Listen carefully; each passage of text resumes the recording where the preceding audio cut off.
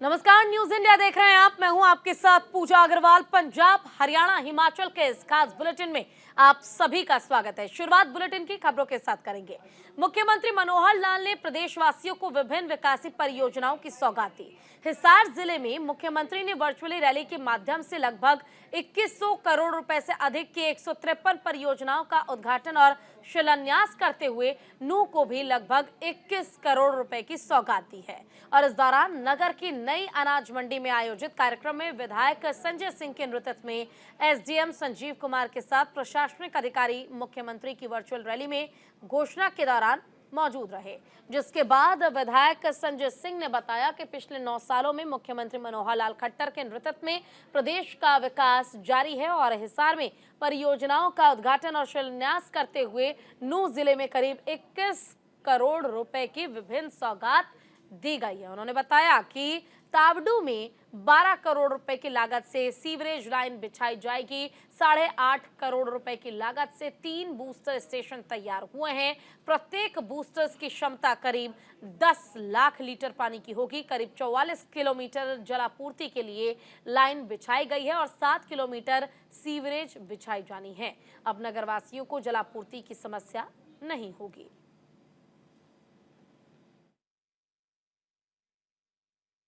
माननीय मुख्यमंत्री जी ने 9 साल पहले जब सरकार संभाली हरियाणा में, जब से आज तक आज 8वां कार्यक्रम था विकास का, जिसमें आज जो 2024 करोड़ रुपए का जो आज के उद्घाटन किए गए, जिनमें हमारे सोना विधानसभा के लगभग करीब 45 करोड़ रुपए के विकास कार्य हैं, जिनमें बूस्टर पानी के भी हैं, जिसमें सीवरेज का भी है, जिसमें हमारी बिल्डिंग भी है और हमारे रोड्स वगैरह भी हैं।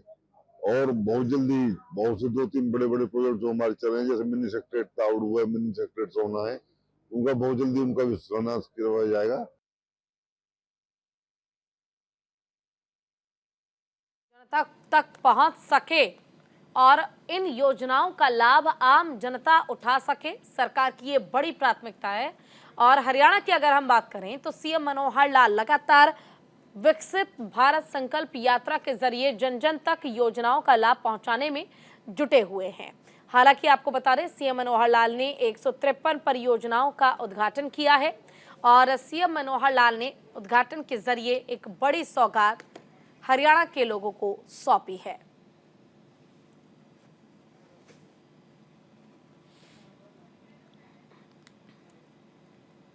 तो देखिए, इस वक्त की अहम जानकारी हम आपको दे रहे हैं, जहां जलापूर्ति की समस्या को खत्म करने के लिए अब बड़ी सौगात दी गई है मुख्यमंत्री मनोहर लाल की ओर से। और इस दौरान 8.5 करोड़ रुपए की लागत से 3 बूस्टर स्टेशन तैयार किए गए हैं।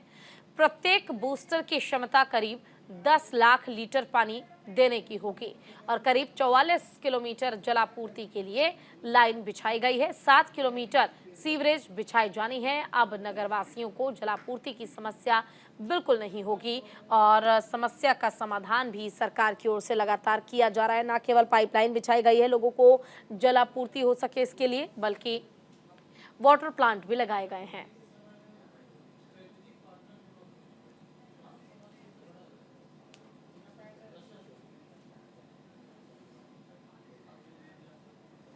चलिए, ज्यादा जानकारी के लिए हमारे साथ हमारी संवाददाता वीना अरोड़ा जुड़ गई हैं।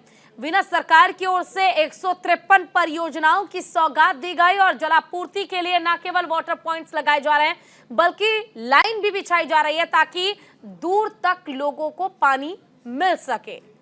पूरी जानकारी विस्तार से। ये पूजा हरियाणा के मुख्यमंत्री ने हिसार के नाथ मंडी में कार्यक्रम में वहाँ पर मुख्य अतिथि मौजूद है। उनके मुख्य अतिथि मुख्यमंत्री मनोहर खट्टर के सामने पर वहाँ पर निकाय मंत्री कमल गुप्ता और उनके वहाँ के जो लोकसभा सांसद वहाँ पर मौजूद है, उनका स्वागत किया गया।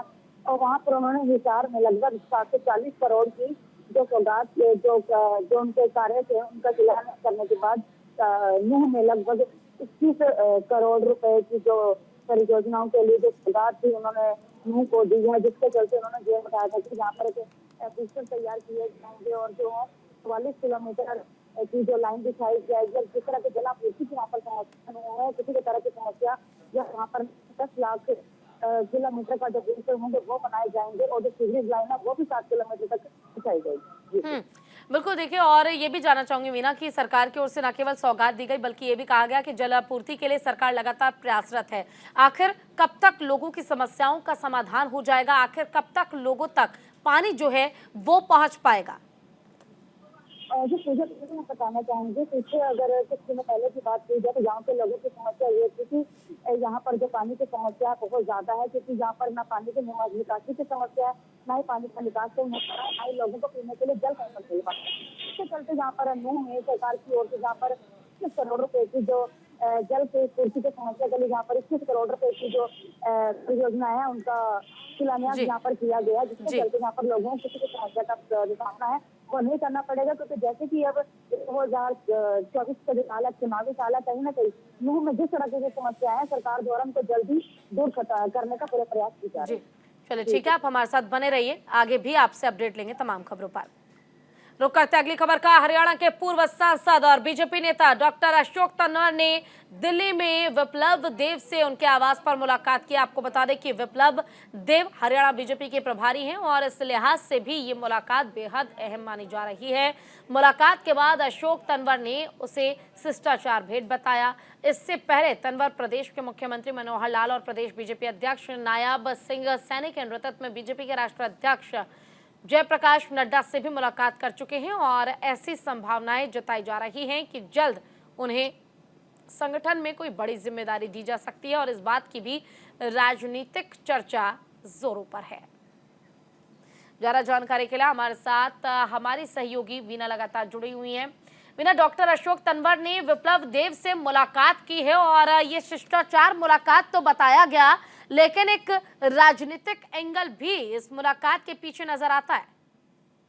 जी बिल्कुल, मुझे बताना चाहूंगी, अशोक तंवर जो कि पहले कांग्रेस के प्रदेश अध्यक्ष भी रह चुके हैं, जिसके चलते उन्होंने अपनी एक कांग्रेस से इस्तीफा देने के बाद उन्होंने अपनी पार्टी भी बनाई थी, लेकिन वहां से उन्होंने पार्टी छोड़ने के बाद उन्होंने आम आदमी पार्टी भी ज्वाइन की थी। लेकिन जैसे आम आदमी पार्टी से रिजाइन देने के बाद फिर से एक बार वो बीजेपी ज्वाइन करने जाए, जिसके चलते पहले मुख्यमंत्री से भी मिल चुके थे, जैसे नड्डा से भी मिल चुके थे, लेकिन अब कहीं ना कहीं वो एक अच्छा एक संवैधानिक पद पाने के लिए विप्लव देव से भी मिले हैं, क्योंकि कहीं ना कहीं अगर बात की जाए तो बाला से कहीं ना कहीं वो लोकसभा के सांसद के उम्मीदवार हैं, वो भी हो सकते हैं, क्योंकि अगर बात की जाए तो सिरसा से जो अशोक तंवर है वहाँ पर जो संगीता दुग्गल है, कहीं ना कहीं उनको अपनी सीट का जो कहने खतरा जरूर साबित हो रहा है, क्योंकि अशोक तंवर सिरसा से हैं और कहना कि जो संगीता दुग्गल है उनको यह लगता है कहीं ना कहीं उनको अपने टिकट कटने का खतरा भी कहने के सामने नजर आ रहा है, जिसके चलते अशोक तंवर को कहीं ना कहीं ये है कि वो कहीं एक बड़ा पद बीजेपी में यहाँ से चल सकती। जी बिल्कुल ठीक है, आपका बहुत बहुत शुक्रिया तमाम जानकारी के लिए।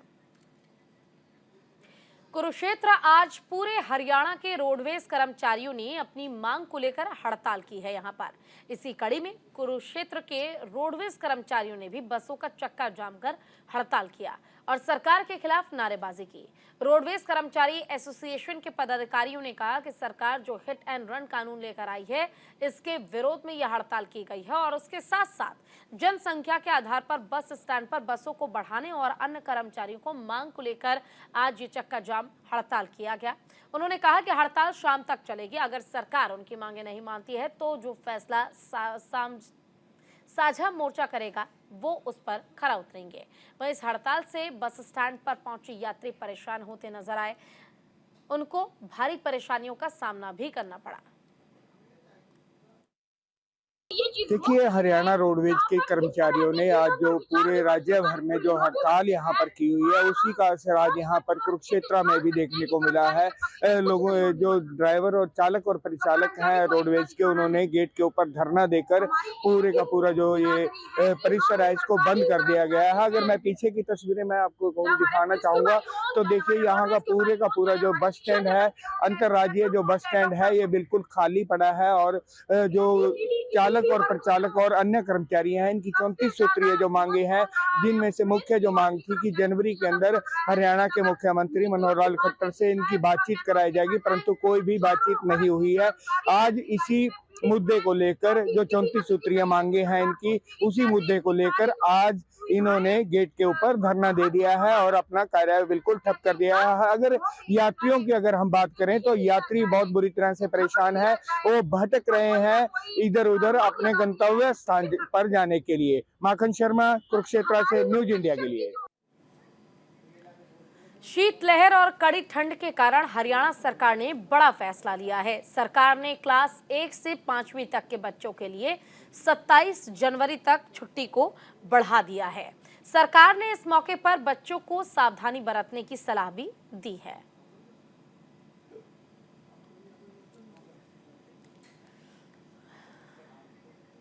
फरीदाबाद में सीएम फ्लाइंग टीम ने बड़ी कार्रवाई की है। गुप्त सूचना के आधार पर सीएम फ्लाइंग और फूड सेफ्टी डिपार्टमेंट के अधिकारियों की टीम ने एक किराना स्टोर पर छापेमारी की।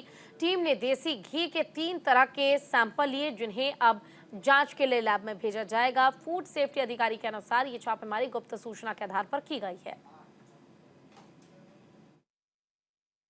ये सीएम फ्लाइंग को गुप्त सूचना मिली थी कि यहाँ पर नकली देसी घी की बिक्री का काम चल रहा है यहाँ पे। तो मौके पर हम आए। घंटाघर चौक बल्लभगढ़ के आसपास एक दुकान है जहाँ से अभी हमने सैंपल ले लिए हैं और नकली है या असली इसका भी हमें नहीं स्पष्ट रूप से नहीं बता सकते, और रिपोर्ट आने के बाद ही पता चलेगा। बरामद अभी हमने सैंपल लिए हैं, जो 3 तरह के घी के सैंपल लिए हैं और कॉफी के सैंपल लिए हैं। अभी फिलहाल जांच चल रही है, देखते हैं अगर और कुछ सामान ऐसा संदिग्ध लगता है तो उसके भी सैंपल लिए जाएंगे।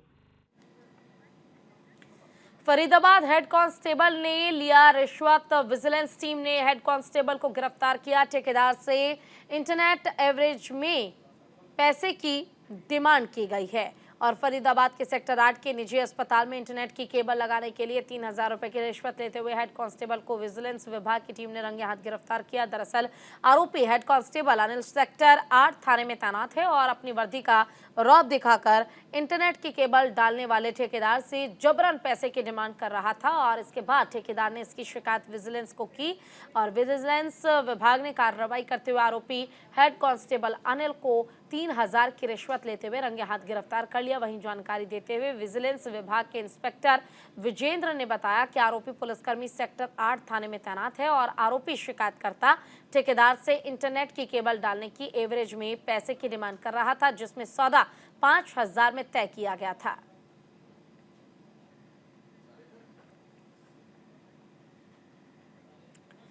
तो वहीं हरियाणा के पलवल में 7 साल से बन रहे रसूलपुर रेलवे फ्लाईओवर का उद्घाटन न होने से स्थानीय लोग बेहद नाराज हैं। लाखों लोगों की उम्मीद एक बार फिर टूट गई है, क्योंकि केंद्रीय राज्य मंत्री कृष्णपाल गुर्जर इस पुल का लोकार्पण करने वाले थे, लेकिन ऐसा नहीं हो पाने से स्थानीय लोगों ने प्रशासन को अल्टीमेटम दिया है कि अगर बुधवार को इसका उद्घाटन नहीं हुआ तो लोग खुद से इसे खोल देंगे। आपको बता दें कि Haryana state road and bridge development authority 31 अगस्त तक पुल निर्माण पूरा करने का दावा कर रही थी, लेकिन इस फ्लाईओवर का निर्माण कार्य में देरी से लोगों में नाराजगी चरम पर है, जिससे लोगों को भारी जाम का सामना भी करना पड़ रहा है। हमें ये बताया गया था कि ये 24 तारीख को खुल जाएगा पुल, और किसी को थोड़ी ये भी पता चला था कि शायद ये 23 तारीख को ही जनता के लिए खोल दिया जाएगा, क्योंकि जनता 6 साल से परेशान है यहाँ पर।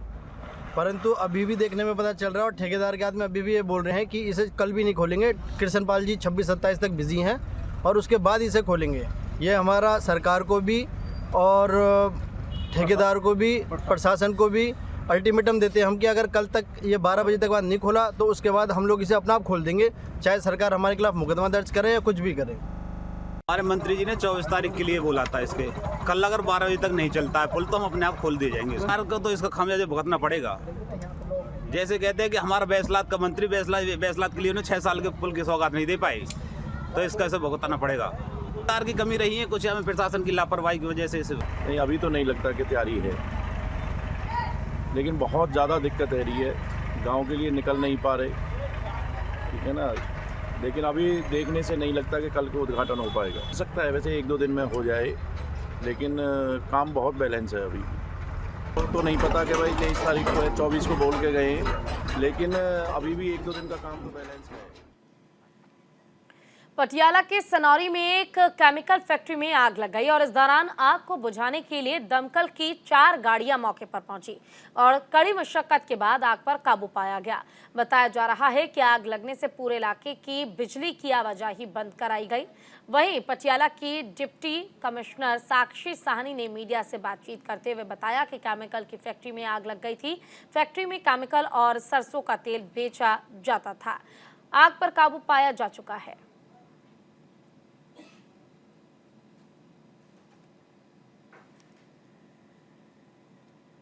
तो वहीं पंजाब के श्री मुक्तसर साहब के पास रफ्तार का कहर देखने को मिला है। एक अज्ञात वाहन की मोटरसाइकिल को टक्कर मार दी गई। हादसा श्री मुक्तसर साहिब कोटली देवा लिंक रोड पर हुआ। हादसे में मोटरसाइकिल पर सवार 3 शख्स की मौत हो गई। मृतकों का नाम हरजिंदर सिंह, भूपिंदर सिंह और इकबाल सिंह बताया जा रहा है। तीनों मृतक कोटली देवा गांव के रहने वाले थे और अपने दफ्तर जा रहे थे। पुलिस टक्कर वाले वाहन के बारे में पता करने में जुटी है। हादसे से कोटली देवा में मातम पसरा हुआ है।